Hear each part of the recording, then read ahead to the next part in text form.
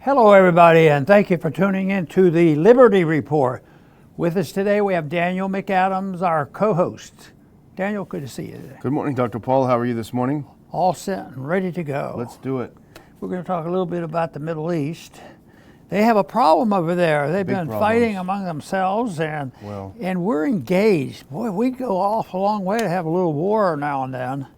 And I can't remember. We ought to someday put a list down for our viewers, the places where we aren't. Yeah, where we aren't is where right. We have no troops, no influence, no CIA agents, and maybe they might want a vacation there or something. Yeah, maybe but anyway, the war's been going on, and it was against our advice.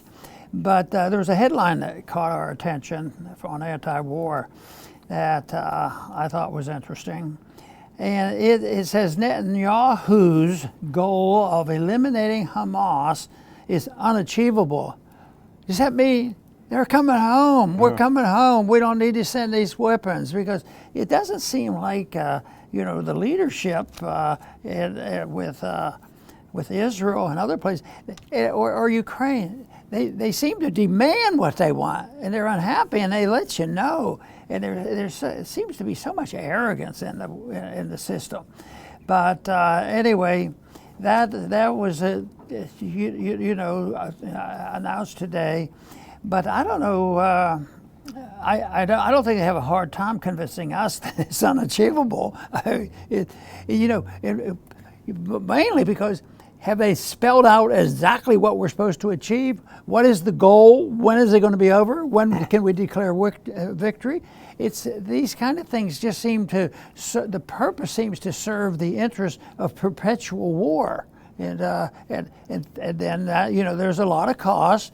It does run up the budget. And people express, even the military ought to be cut back. It's a major problem for us now.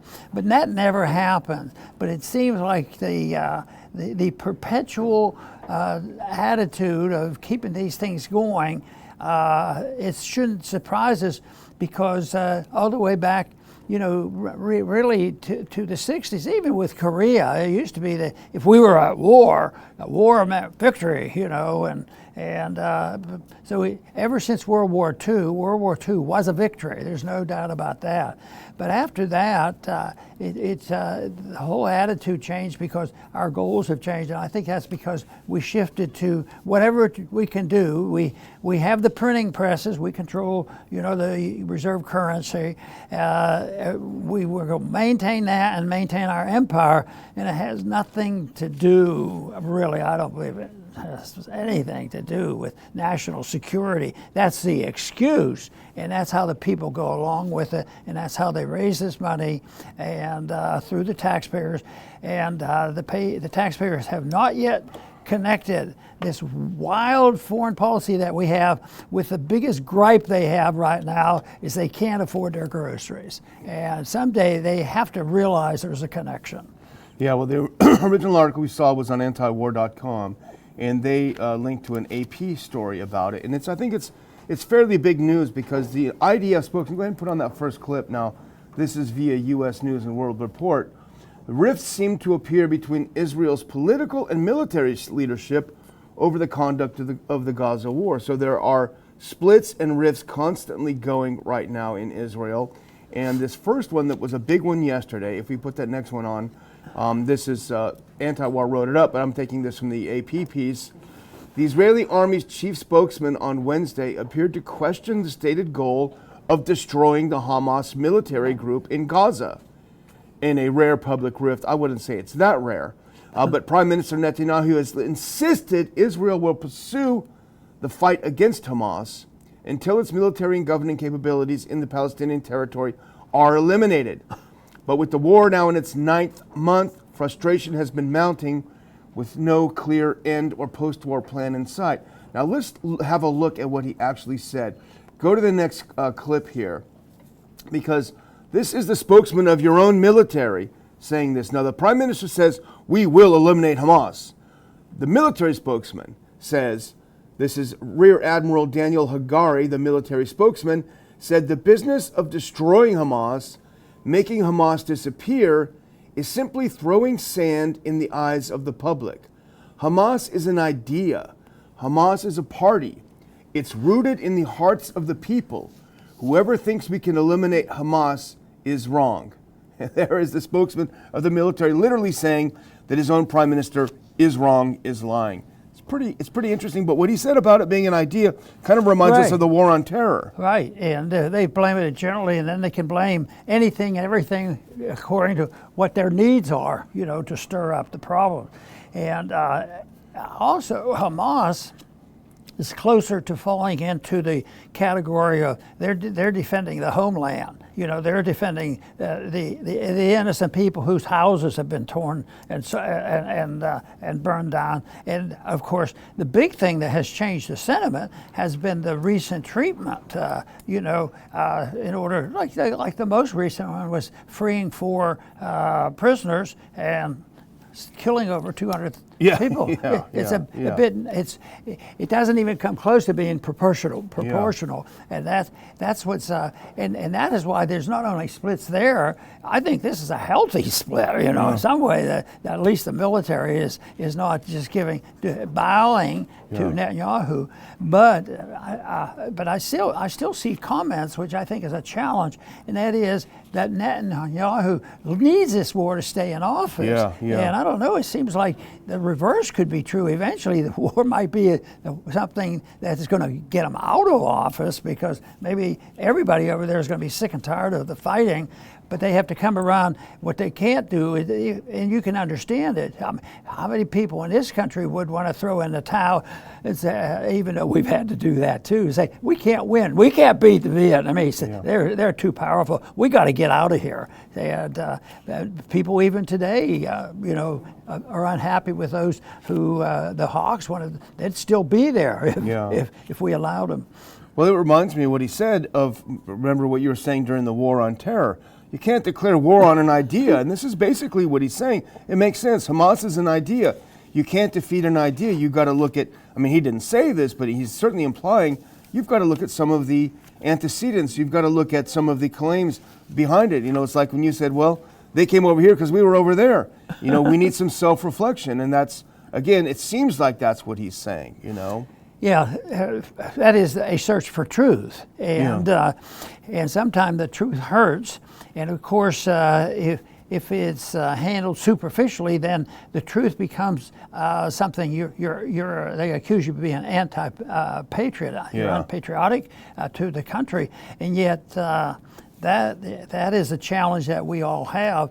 That if the government is out of step, the two patriots will stand up and say, look, this is too much. We saw that transition in COVID, in the sense that people did wake up there and had the challenge, and they had to do it with suffering. And there's still some people, and not only did they still suffer, but there was tremendous amount of casualties in that war, the war against COVID. So it's something, and they're always playing games with the appearance of it, and that's why they need a media to pump up the people, because they're the ones who have to send the soldiers to die, and they're the ones who have to pay the bills.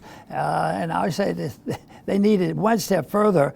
They say, we don't pay that much income tax, but once people wake up on all these wonderful things that people are getting that aren't so wonderful anymore, and it all translate into a difficulty in paying for your groceries, that's when there's going to be a greater awakening. Making the connection is the challenge. Right. Well, the Israeli government is increasingly in disarray. And I'm just going to show one more clip, if you don't mind. This is from the anti-war piece, Dr. Paul. Sure. If you put that next one up.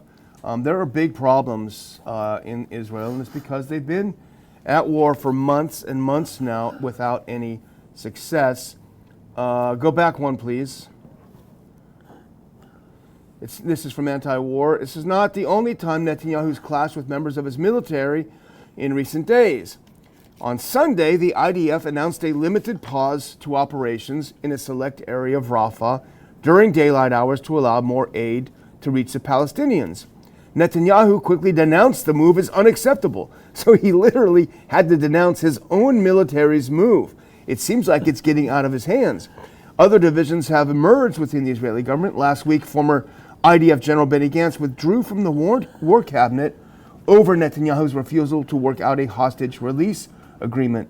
Gantz's exit led Netanyahu to dissolve the war cabinet entirely. So war cabinet dissolved. To that I would add little progress in 9 months against military targets. Some say that the Hamas militants are still at 80 to 90% capacity. They haven't been killed. Now they've done a heck of a job killing all those civilians. That's kind of easy. You just drop a bunch of bombs on their houses. But in terms of military targets, they haven't done that well. And the other thing that's not spoken of very much, Dr. Paul, but it's very, very much alive in Israel, is that the IDF is taking massive casualties. Dead and wounded are in the thousands. And that's causing a lot of concern in Israel, and not only obviously because of the deaths, but as we know, Dr. Paul, many of these soldiers being sent there are conscripts. They're kids, 18 years old, being forced to do their service in the IDF. And so if you're a parent and you've got a kid who's about ready to go off to college, well, I got to do my duty to the IDF, and he gets blown off in a landmine or something, you're going to have a lot of very angry parents on your hand. We didn't sign up for this. So that's causing a lot of tensions in Israel itself. And then you have world opinion, which is looking at 37,000 dead civilians in Gaza and saying this is terrible. This is a genocide, and we don't want any part of it. So they're increasingly isolated internationally. So they've got big problems on their hands. The evidence there of both sides, the Israelis and the Palestinians, are losing troops, and that's a big issue.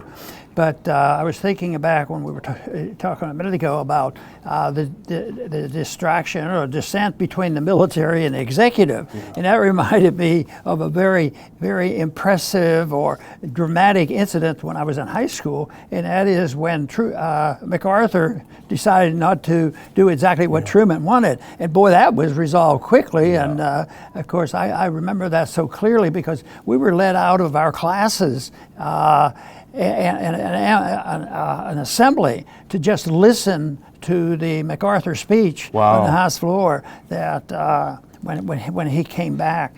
But that was a little bit different than what's going on now, and not that that is the solution, but the solution is for both of them to quit fighting. Exactly. Give it up. Well, the next topic is related. They're all somewhat related today. And that's that there was a big brouhaha, and we'll watch it in a second, but Netanyahu released a little under a 1-minute video on Twitter X where he blasted the Biden administration. If you go to that next clip, and in response, the Biden administration canceled a high-level meeting. Go to that White House Scraps U.S.-Israel meeting. So the high-ranking officials were in midair, and the White House said, "Turn around, man. We don't want to meet you." So White House scraps U.S.-Israel meeting after Netanyahu slams Washington. The White House, this is Kyle Anzalone in Anti-War. The White House canceled a high-level meeting with Israeli officers after Prime Minister Netanyahu slammed the Biden administration for delaying arms transfers to Tel Aviv. The Israeli leader said he needed the arms to finish the job in Gaza. That's what he wanted to do. Now, we heard from his own military guy that you can't finish the job, but he wants those weapons to finish the job. Why don't we get our earpieces handy? This is about 40-some seconds. First, put it up if you can, because I want to read Trita Parsi, who we've known, has spoken to our your Thursday group, if you can. Put it up here. So Trita put this up and said, breaking. As expected, Netanyahu inevitably knifes Biden in the back. Republicans will cite this video extensively to hurt Biden. Biden set himself up for this. He gave blind support to Netanyahu despite knowing Bibi would betray him. Biden only has himself to blame. So that's Trita Parsi at Responsible Statecraft. And let's listen to Netanyahu's own words in this recent video. When Secretary Blinken was recently here in Israel, we had a candid conversation. I said I deeply appreciated the support the U.S. has given Israel from the beginning of the war. But I also said something else. I said it's inconceivable that in the past few months, the administration has been withholding weapons and ammunition to Israel. Israel, America's closest ally, fighting for its life, fighting against Iran and our other common enemies. Secretary Blinken assured me that the administration is working day and night to remove these bottlenecks. I certainly hope that's the case. It should be the case. During World War II, Churchill told the United States, "Give us the tools, we'll do the job." And I say, give us the tools and we'll finish the job a lot faster. You know, as he was describing the enemy, it made the point you were making earlier that, you know, the attack on terrorism. And he was talking about everybody has to join in because they're so bad. But Netanyahu, as he said, he claimed the U.S. actions were inconceivable. Yeah. And my thoughts were, his reactions and his thoughts are inconceivable. I mean, it's so arrogant. You know, you give him that, you send all these weapons, which means sending the weapons is a mistake. Yeah, and the money. And then that adds up. But they still do that. But they also have to always, you know, get the spin on there to make it sound like we are the humanitarians, you know, working for peace and prosperity. And they said democracy too, but I think the majority vote is mob ruled by all the special interests, and they promote this kind of stuff. But anyway, it's something that I think is very precise and very dangerous. And this is a good point on where it's ending, where it's going. How long have they been fighting that war now? And finally, there's a little bit of dispute over this. Well, they ought to have a cabinet meeting here in this country and say, well, why are we dealing with these people? So no, I think the reaction was, we had the promise that we will stand by if they have another war some other place. Yeah, we'll get into that. But I don't know if you noticed, there's something very sneaky that Netanyahu, this classic Netanyahu, something very sneaky he inserted into that. He said, we're your greatest ally. We're fighting against Iran. Well, what does that mean? He's drawing us into this war. We don't want to be fighting Iran. We've said the administration's official policy, we don't want war with Iran. So he's saying, hey, we're fighting Iran. We're fighting our mutual enemies. Give us more. But here's the funny part. So after he did this, and a few people called it, you know, basically this is an ad for Trump, because Trump is seen as being more loyal to Israel. But this is from Anti-War. This is after they posted it. The U.S. reaction is priceless. If you can put that next clip up. After the video was posted to X, go to the next one actually. So after the video was posted to X, U.S. officials said they were unaware of what arms shipments he was referring to. They had no idea what he's talking about. And here's a quote from Blinken. We, as you know, are continuing to review one shipment that President Biden talked about with regard to 2,000-pound bombs because of our concerns about their use in densely populated area like Rafah. But everything else is moving normally, as it normally would move. And again, with the perspective of making sure that Israel has what it needs to defend itself against this multiplicity of challenges. So basically, Netanyahu makes this video saying, why are you refusing to send us weapons? And Blinken says, what are you talking about? We've given you everything you want. This isn't very nice of you. Their goal is confusion, and they're creating confusion, but they hide the truth, and they give the more, and then they hide the confusion. But that's just their way of trying to maintain public support. But here we are, they're running out of troops, and here we are. We're not even directly sending troops into these wars, but our young people in America says that maybe enough is enough, and maybe we're not going to roll over like we did in Vietnam and so many other places, even the Middle East wars going on. Maybe the American people are waking up because they're resisting, especially when they're talking about a draft. And, you know, in a way, there was an indirect benefit by the Democrats saying, well, you got to draft women. We believe in democracy and equality. But that caught attention. And anything that will catch attention on the wickedness of some of the things we do in our foreign policy, I think is beneficial. Yeah, absolutely. It does wake people up. Well, as we do with the U.S. foreign policy, when trouble comes, escalate. That's what we're doing in Ukraine. And that's what we do in Ukraine and elsewhere. So this is basically what's happening now. Let's put on our next story. U.S. tells Lebanon it will support Israeli attacks on Hezbollah. So they sent this guy, Amos Hochstein.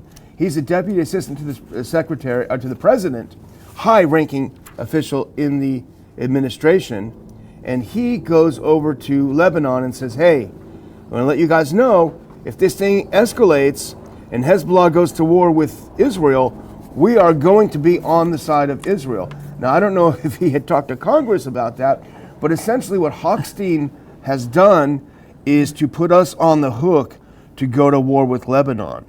And they have a few allies that might be involved in the war too, that we better be ready for. Yeah. And I think the distribution, and even our border protections, I think there's something to these concerns people are expressing, open borders and just who does come in. We do know that there are some very bad people coming in, but what if there are some very bad people here in dealing with foreign policy? We send people in other countries. We send CIA agents and everything around the world. Yeah. And sometimes there's assassination, but of course we wouldn't participate in one of those, or a coup. We wouldn't do that. And I hope people realize I'm a bit facetious on that, because so the same thing could happen here as well. Yeah. Well, this Hochstein is interesting because he goes over to Lebanon, and you got to wonder, like, who's he speaking for here? Let's go to the next clip. This is still from Anti-War. As reported by the Middle East Eye, the message was conveyed during a meeting with the Lebanese Prime Minister. So Hochstein bluntly warned that the U.S. planned to support an Israeli attack should the two sides fail to de-escalate tension. So without Congress, he's saying that there's going to be a war. And go to the next one. This is interesting. It's even more interesting. Hochstein also stated that the Israeli Defense Forces would shift full focus to Israel's northern border during the Gaza pause. So here's what he told Lebanon. So is he speaking for the U.S. government? Is he speaking for the Israeli government? It's a real question mark here, Dr. Paul. And in fact, Jim Carden, who's written a lot, he's written for Responsible Statecraft, because I remembered him writing about this guy Hochstein. I wanted to go back and look. He wrote something in November of 23 in antiwar.com. If you can put that on. The article is called Tel Aviv's Man in Washington. And Carden says, in a city awash in foreign interests, dual citizens, and intersecting and at times conflicting loyalties, sometimes the most egregious examples are hiding in plain sight. Now go to the next one. He's talking about Hochstein's curious background. So they made him senior advisor for consultations with Israeli officials. And he said it's a very curious choice, because if you go to the next one, it makes you wonder about the decision to choose him. The choice of Hochstein for such a delicate diplomatic task ought to have raised eyebrows in Washington, not least because of his unusual background. Born and raised in Jerusalem, Hochstein is an Israeli U.S. national who served in the Israeli Defense Forces in the early 1990s. After service in the IDF, he was employed briefly at a Tel Aviv PR agency before moving to Washington and commencing his ascent to the highest reaches of the U.S. government, beginning with staff positions for Congressman Stan Gadenson and then staff director of the House Foreign Affairs Committee. Very unusual to me, and I'm not an expert. That almost looks like kind of a spy portfolio. Well, I'll tell you, and you asked the question, who are they speaking for? Us, them, or what? And I think there's confusion too, on purpose, of the principle of sovereignty. And more Americans are waking up to this. Maybe if we don't have borders, we don't have sovereignty. Well, in foreign policy, this can happen too, because we're in international organization, and they are the rule of the land. So if NATO says something, all of a sudden, even though we have basically control over the money on that, but we have to pretend, and so they can get together, and they have a totally different approach. That is why Daniel, I think it's so exciting why we have the Ron Paul Institute, because I think with your talents we can put this message out here, and it's so important because people don't know this, and they've been able to do it. If you take up our people, I don't like it when people say, oh, you don't care about your country, you're unpatriotic, and they go on and on. Yeah. You don't like the military. At the same time, you know, it's really necessary for people to be more objective to it. And I think the answer is the theme that I have on what our goals should be. Nobody is an absolutist in knowing what the truth is, but there's a good position to have that all of our personal goals in international and personal relationships ought to be just to seek the truth and do our very best to find out what it. But now I don't think there's that much effort. This is always messing the truth up. Yeah. Well, we'll have an investigation. We'll have a commission, Yeah. and that always is the biggest joke in the world. Yeah. That's how they hide the truth. Exactly. Well, I'm going to close out, Dr. Paul, if you think we're ready, by again reminding everyone. Well, two things. First of all, I see you have a nice live audience, but we don't have a lot of likes. It's not that hard to just hit like. We appreciate it so much. It doesn't cost you a penny, and it helps our show. So please hit like. It won't take very long. And the other is if you skip that next one and go to the Liberty platform, don't forget to get your tickets. Well, you can still get early bird tickets to the Liberty platform. And I'm going to, Dr. Paul, announce our first speaker. And I'm very happy we finalized this yesterday, I think it was. But, you know, we have spent a lot of time talking about lawfare on this show. The Trump trial, the intent to jail the opposition, how it's used in the U.S., how the Bill of Rights is being destroyed. Well, I'm very, very happy to announce that our good friend and RPI board member, Judge Andrew Napolitano, will give a speech at our conference on August 31st. He's going to be there in person to talk about the Bill of Rights, to talk about natural law, to talk about what's happening to our justice system. I can hardly think of anyone better who could join us for that, to explain this to us. So if you want to see the judge in person and take advantage of his great insights, get your tickets now. Well, they're at a discount. I'll put a link after the show. And along with that, students, put on the next clip, students, apply to the Ron Paul Scholars Seminar because, and here's the big news, not only will the judge give a talk at our conference, Judge Napolitano is going to give the keynote luncheon address to the 2024 Ron Paul Scholars Seminar. Imagine sitting in a small seminar with a small handful of your fellow students, fellow intellectuals, and having a master class delivered by Judge Napolitano. I couldn't imagine a more interesting way to spend my afternoon, and I look forward to hearing it as well. I will put in a link if you're an upper division undergrad or grad student to apply for this terrific program. You won't regret it. There are scholarships. You probably will not be out of pocket at all, and you'll have a great time and learn a lot. So, very good. Dr. Paul. No, this should be exciting, and one reason why I admire Napolitano is that he speaks for and probably has influenced me into my effort to continue to understand, and that is natural law. Yeah. And natural law, you have to know that you're seeking the truth, and you have to know and understand how this can be an alternative to the shortcomings of government. Governments are going to be around for a long time, and some are worse than others.